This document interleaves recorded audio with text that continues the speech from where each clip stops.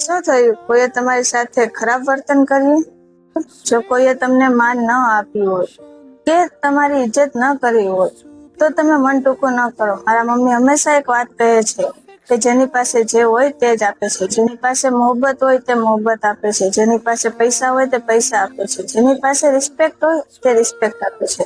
તો તેની પાસે ઇજ્જત છે જ નહીં તો એ તમને કેમ આપે? તમારી સાથે કેમ સારું વર્તન કરે?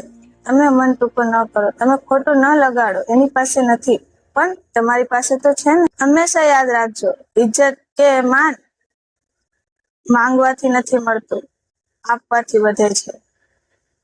જ્યારે તમે પોતાની રિસ્પેક્ટ કરો ને બીજાને પણ રિસ્પેક્ટ થી બોલાવો, રિસ્પેક્ટ આપો, ત્યારે ઈ વ્યક્તિ ભલે તમને રિસ્પેક્ટ ન આપે પણ દુનિયા તમને જરૂર રિસ્પેક્ટ થી બોલાવશે. દુનિયા તમારી ઇજ્જત કરશે, તમને માન આપશે ને ત્યારે તમને ઈ વ્યક્તિથી માન લેવાની જરૂરત પણ નહીં પડે.